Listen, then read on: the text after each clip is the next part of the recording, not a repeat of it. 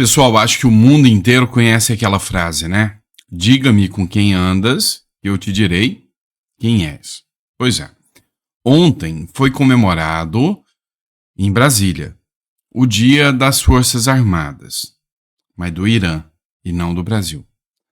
É o seguinte, vou explicar esse imbróglio aqui para você que está dando o que falar aí, né? E está sendo criticado em vários jornais. A Embaixada do Irã comemorou o Dia das Forças Armadas com um evento em Brasília.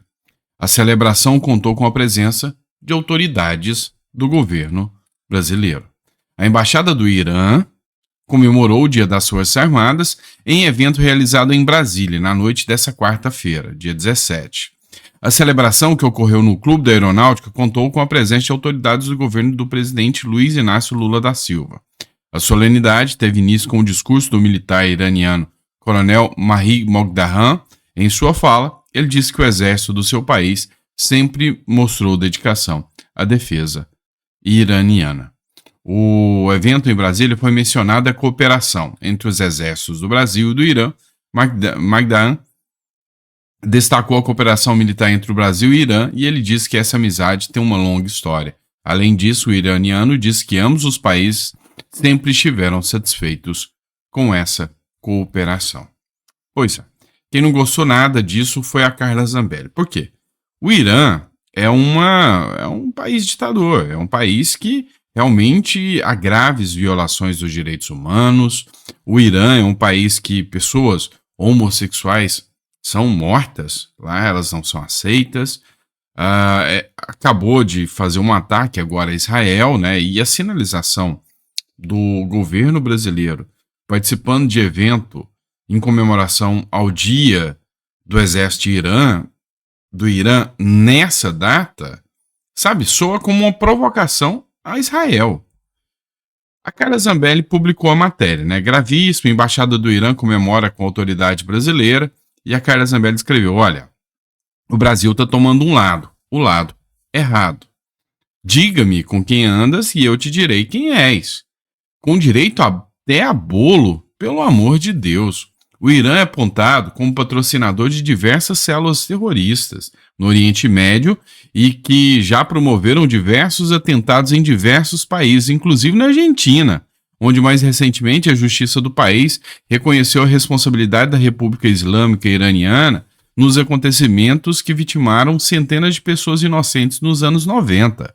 O governo iraniano e suas forças militares não buscam a paz.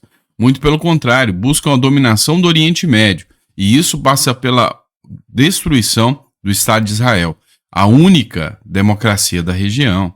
O Brasil deve se afastar dessas influências que colocam em risco a segurança do país e o equilíbrio mundial. Por isso, pediu o impeachment de Lula, que está levando a caminhar por caminhos perigosos, se aliando ao novo eixo do mal. Então, um assunto que está voltando o tempo todo é o impeachment de Lula e, sabe, assuntos não faltam, né? Justificativas não faltam. Há quem diga que pode acontecer um possível impeachment de Lula, há outros que falam que é improvável esse acontecimento, mas o fato é que o assunto está voltando a ser comentado mais do que nunca. A pressão sobre o Pacheco continua gigante, inclusive de partidos. Tá? Na verdade, o partido que mais é atuante como oposição e com mais coragem de fazer oposição é o Partido Novo. Matéria do Pleno News. Presidente do Partido Novo dispara contra Pacheco. Abre aspas, covarde. O presidente nacional do Partido Novo, Eduardo Ribeiro, chamou o presidente do Senado, Rodrigo Pacheco, de covarde. Em sua visão, o parlamentar será lembrado como o presidente mais covarde da história do Congresso Nacional. As falas são duras. E cada vez mais há uma pressão gigantesca contra o Pacheco. O Pacheco, que não pode se esquecer, que em 2026 precisa de votos, precisa se reeleger. Cada vez mais o que está acontecendo é o descolamento, tá, da esquerda. A esquerda está entrando em conflito, está entrando em parafuso, cada vez mais A esquerda está entrando em conflitos, então está acontecendo um descolamento escancarado da esquerda e a direita tende a patrolar a esquerda nas próximas eleições.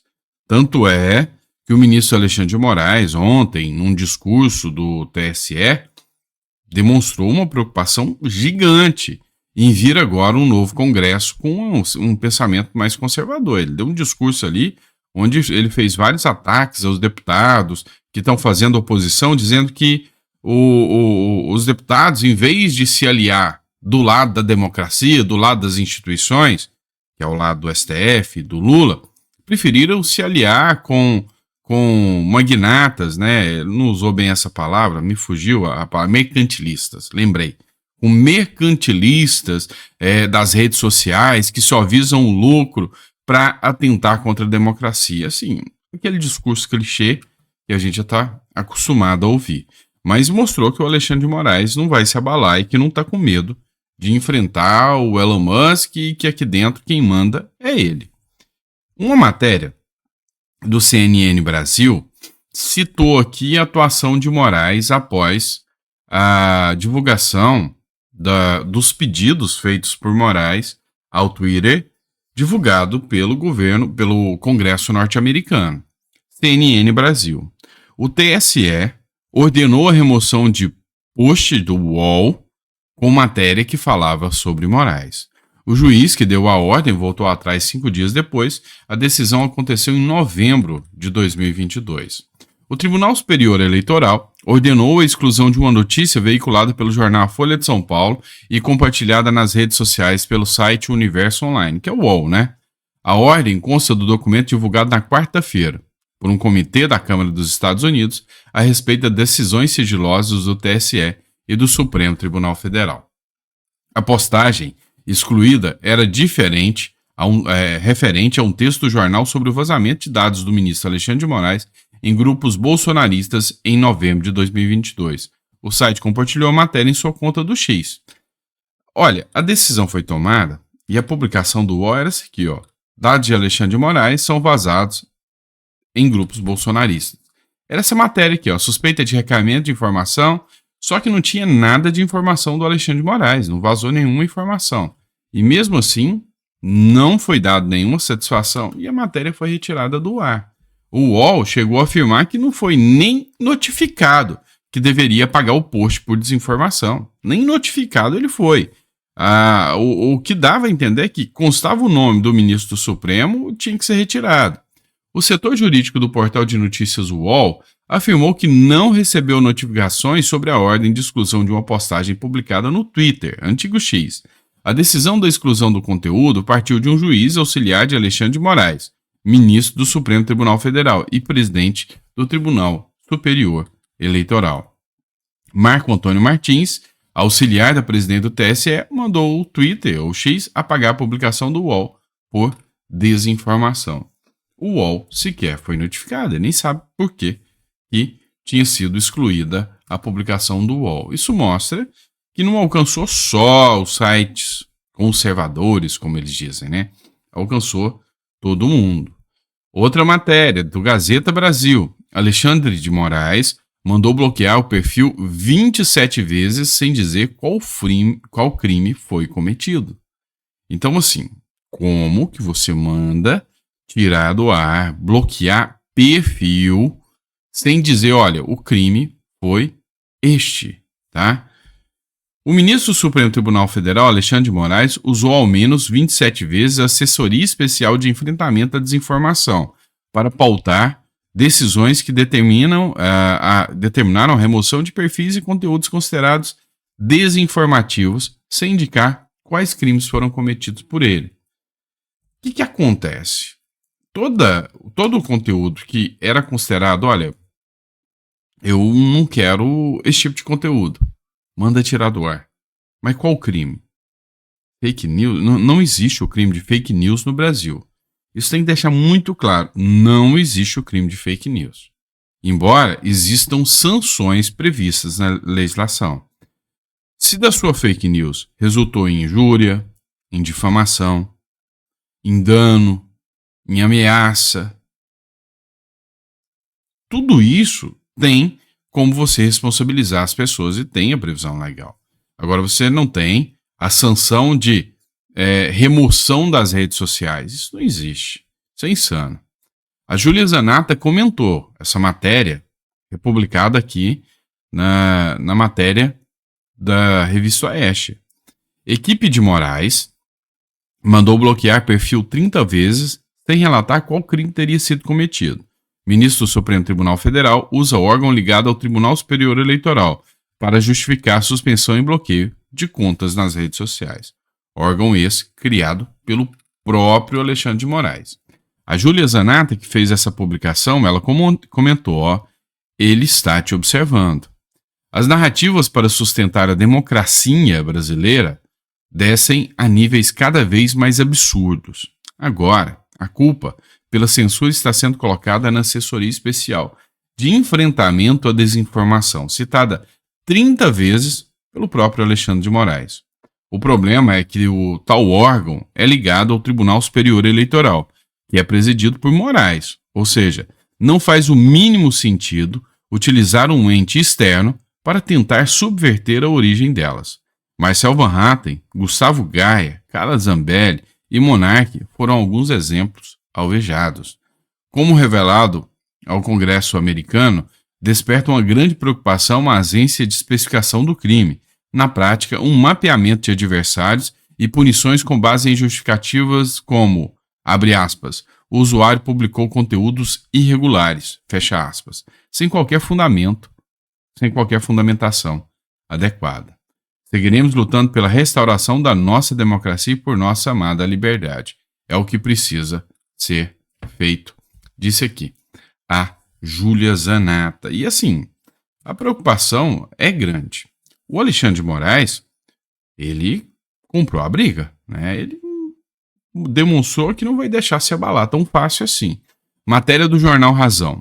Querem ameaçar a democracia. Moraes afirma que a STF não se abala com, abre aspas, extremistas e autoritários. É como ele classificou a direita e os deputados de oposição que estão tentando fazer denúncias contra o ministro internacionalmente. O ministro Alexandre de Moraes afirma que políticos extremistas estão mancomunados ao autoritarismo antidemocrático para atacar a democracia do Brasil.